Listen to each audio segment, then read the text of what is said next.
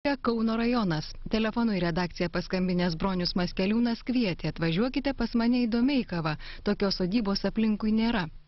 Išties 30 arų sklypas skendi gėlėse. 7 metus puoselėjama sodyba, iš kitų išsiskiria augalų gausa. Virš 100, jeigu yra rūšių augalų, tai jis skaitos jau botanikos sodas. Tai čia bendrai su gėlėm, su visais apie 300 rūšių kažkur yra, reiškia. O vien eglaičių yra apie 40 rūšių. Kadagių gal kokia virš 20 rūšių yra tiek tai. Sodybos teritoriją Maskeliūnai formuoja ir prižiūri patys. Šeimininkė renkasi, komponuoja augalus, ponas Bronius sodina, pats renčia pavėsines, tvoreles, kasa tvenkinius. Ir va tiesiog norisi greičiau parlėkti namo po darbų, čia atsikvėpti. Tas biskį darbelis, kur čia papildomas, kas tai, kai jis suteikia malonumą, ne tai, kad kokia būtų prievarta ar kas. Mes abu gal linkę į tą, prie to augaliukų. Ir aš va dabar iš ryto, atsikeliu 5 val. Pusė 5, aš apeinu kiekvieną kampą, kaip sakėte, beveik paglostau tą augaliuką, reiškia. Už tai gal jie čia taip gerai ir auga. Atrodytų veiklos daug, tačiau poreikis kurti grožį begalinis. Visai šalia namų dirbanojančioje valdiškoje žemėje ponas Bronius sodina Domeikavos parkelį. Kasmet su bendraminčiais lanko gražiausias Lietuvos ar Lenkijos sodybas. Beje, visi Maskeliūnų kieme esantys skaltiniai metalo dirbiniai Gaspadoriaus rankų darbas. Kalvystės amato Bronius mokėsi iš savo tėčio. Ar anūkai, ar kas, vat, sakys, kad aš pats esu dziukelis, tai kartais dziukiškai, aš nesakau, vat, sakys, dėdas, vat, va, kažką nukalė, kažką padarė.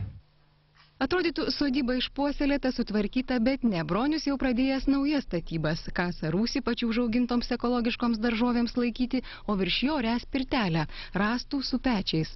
Sako, tuomet gal ir sustosęs minčių yra, bet vietos jas realizuoti jau trūksta. Kartais pagalvoji, nu, gal ir sunkoka, bet pagalvoju, gal geriau niekur čia prie stikliuko kokio sėdėtum ar kur, gal geriau čia vis tiek, nu kažką paliksi kažkam, vis tiek kažką. Kaip sako, augalas, ugnis, vanduo, akmuo, jie visą priteikia geros energijos, tos geros energijos. O dabar būdavo diena šilta, naktis atvėsta, atsisėdė naktinio šiltas, taip malonu pasėdėti, smagu. Aš kaip už kitus negaliu sakyti, bet man tai jau blogai būtų be jų. Ir aš mieste dabar negalėčiau gyventi. Aš pabūnu pusvalandį kitą ar jau man. Draugė su architektu Algimantu Kanču bei želdynų dizaino specialiste Ingrida Vainauskienė sodybą apžiūri ir kitos sodybos šeimininkai Gintarė ir Artūras Vilbikai. Matosi, kad šeimininkai labai myli, gamtą labai myli, akmenis be galo myli, sakyčiau, serga akmenligė, unikalūs yra, be galo gražus tie akmenukai, man tai didžiausiai įspūdį galbūt kelia. Man tai krito į akis augalų įvairovė, iš tiesų yra be galo daug augalų, visokių, kokių tik norėtum, ir spygliuočių, ir lapuočių, ir labai daug gėlių, ir iš tiesų išnaudotas kiekvienas plotelis. Daug augalų ir pirmas įspūdis, jų daug. Ar ne? Visada jie sutvarkyti, jie gražus, viskas kaip ir būtų gerai. Ingrida Vainauskienė, kaunietė, želdynų dizaino specialistė. Kūrybinis kredo: nedarkykime to, ką sukūrė gamta, o prisitaikykime prie jos ir harmoningai įsiliekime į aplinką. Kol nepradeda atidžiau žiūrėti, matosi labai daug žmonių darbo įdėta ir labai žmonės matos, kad myli augalus ir daug jų sodina. Tiesiog trūkstama šiek tiek žinių, jau kai kurie augalai vienas kitą užgožia. Ir tiesiog vienas kitam gali pradėti trukdyti augti. Ir po keletos metų gali reikėti atsisakyti kai kurių augalų vien dėl to, kad kitas galėtų toliau gyvuoti. Tikrai galim pasidžiaugti, kad namas nėra didelis, negriozdas. Algimantas Kančas, kaunietis architektas. Mėgstama tezė: mažiau yra daugiau. Stengiasi kurti paprastus, bet elegantiškus pastatus, harmoningą ir humanišką aplinką. Turime tokį didelį, tokį niūrų palikimą iš tų kokių prieš 20 metų statytų namų, kurie buvo pastatyti 3 aukštų, didžiuliai, statyti savo, ten vaikam, anūkam, ir jie niekada nebaigti ir matyt nebus niekada baigti, bus arba nugriauti, arba sudalinti į kažkokius atskirius klipus. Tai čia žmogus pasielgia labai racionaliai ir protingai, statė namą savo. Gražu, kad įvažiuojant nėra tvoros. Iš tokių augalų suformuoja tokias uždaras ir pusiau atviras zonas. Tai čia yra tikrai didelis. Pliusas ir tas parteras yra turbūt čia gal gražiausia dalis. Čia kur ta sodo zona ir matau ir koloninės obelis yra pasodintos tikrai, sodyboje nedažnas ir žemaūgių vaismedžių yra nemažai pasodinta. Bet kartais, vaikščiant, gal ir norisi truputėlį to vieno kito didesnio medžio, kad būtų pavėsis. Ir tas pavėsis ne tik žmogui ir vejai, bet jisai būtų sukurtas ir kai kuriems augalams. Paimti, pavyzdžiui, tas senasias lietuvių sodybas. Visos buvo apželdintos. Ąžuolai, liepos, dideli medžiai. Tas didelis medis, jisai turi vieną lyg tokią, kažkokią aurą aplink tą namą sukuria, lyg tokią, lyg ir testinumą gal, čia kažkas gyvena. Antras yra gražu. Trečias, su tais dideliais medžiais tu gali formuoti vaizdus. Daugeliu atveju įėjus į sodybą, jeigu yra projektuota landšafto architekto, tai matyt stilius bus vientisesnis ir visko bus šiek tiek mažiau. O jeigu yra šeimininkų, tai paprastai būna šiek tiek gal persistengta. Nes visko labai norisi, yra visko visur daug ir šiek tiek būna stiliaus eklektika. Turim vasarų keletą mėnesių, kartais jos šiltos būna, bet vis tiek nėra šalčių ir norisi daugiau laiko praleisti kieme. Tai ta terasa, minimaliai turėtų būti, kad ten telpa valgomas stalas su kokiam 4-5 kėdėm. Čia aiškiai jis padarytas visiškai formaliai ir dekoratyviai. Jame gali ant taburetės tik sėdėti. Ir dėl to neatsiradus tai formai, tada žmonės galvoja, tai tada pasistatysiu tokį sodelį, kur galėsim su šeima išeiti. Tai jeigu iš karto viskas būtų komponuota, nebereiktų tų statinių. Vienas statinys, antras, trečias, ketvirtas truputį, primena pakelės užeigas. Tai turbūt yra skonio reikalas, man norėtųsi tų statinėlių mažiau. Ir jeigu jie atsiranda, tai jie turėtų būti kažkur blokuojami visam kitam gale, padaryti ten tų statinėlių kokią atskirą rezervatą. Gėlynas labai šaunu, gėlė žydi ir kad žmonės sodina ir nebijo gėlių, tai aš labai noriu pasidžiaugti, nes neretas atvejis būna taip, kad tik spygliuočius ir kad nieko daryti nereikėtų, su gėlėm visada yra kas veikti. Augalų, viena, antra, rūšis, trečia, toks primėtytas, be galo daug. Tikrai žmonės darbštūs, tie lietuviai,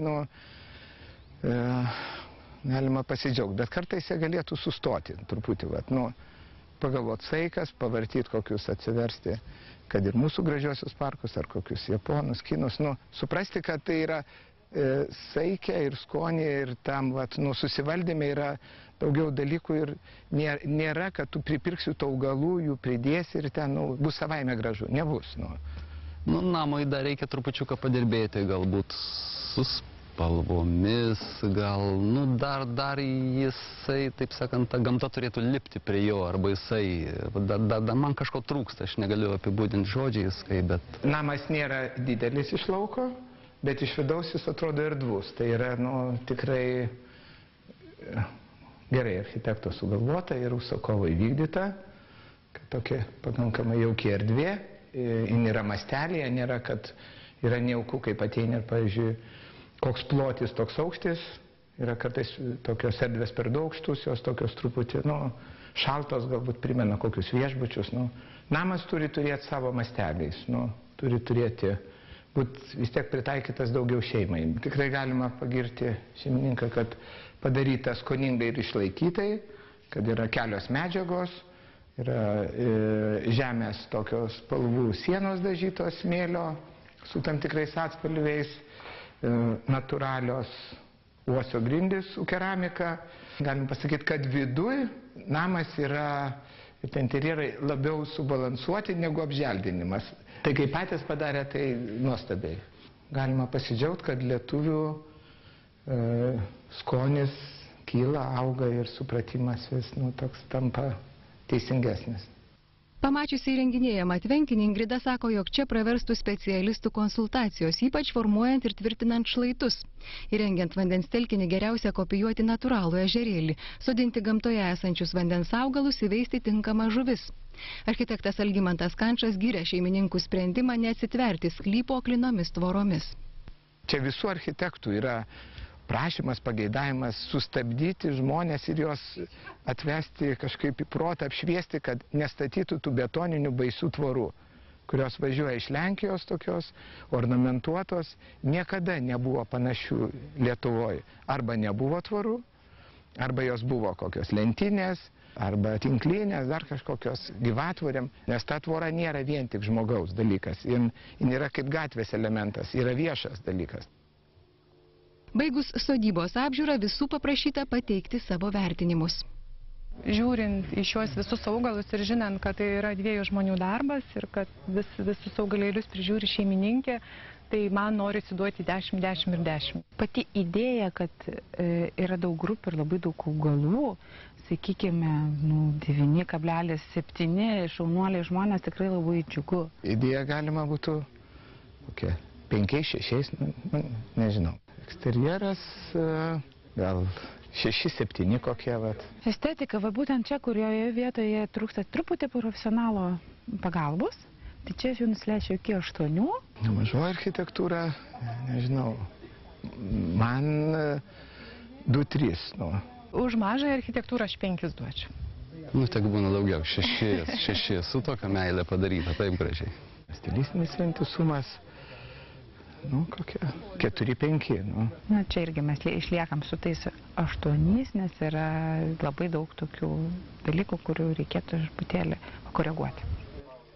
Taigi šios sodybos vertinimai labai įvairūs. Toliau vykstame į kitą priemiestinį Kauno rajoną Šlienavą, netrukus po reklamos. Po darbo grįžti nusiplūkęs, kada įleidi rankas, kojas į žemę, kasuo pasiėmė, tada visai kitas žmogus pasidarai.